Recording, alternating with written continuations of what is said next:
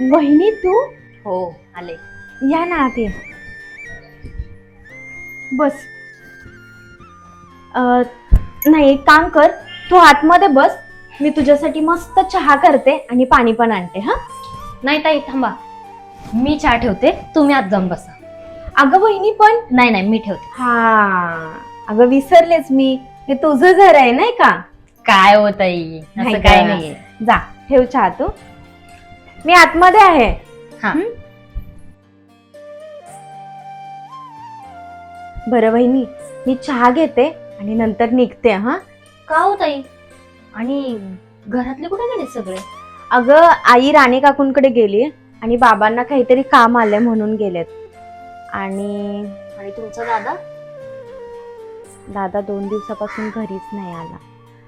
तू गेल्यापासून तो एवढा डिप्रेस झालाय ना की काही कळतच नाहीये ग.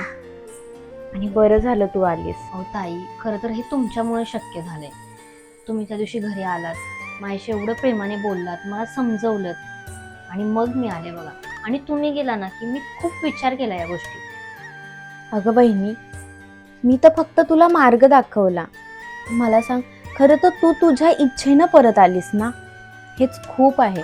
पण मला सांगा ताई, बाकीच्या नंदा वहिनी माहेरी गेल्यानंतर खूप खुश होता तो, पण तुम्ही मला समजवायला आलात, म्हणजे आई बाबांचे कान नाही भरले तुम्ही, आणि घरात कोणाला न सांगता तुम्ही माझ्या घरी येऊन मला समजवलं तो ताई. अगं समजवणारच ना, कारण हे तर माझं कर्तव्य आहे.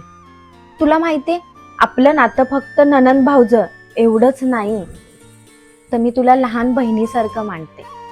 आणि खरं सांगू का, आईच्या माघारी ह्या घरात जर मला आईची कोण माया देणार असेल तर ती तू आहेस.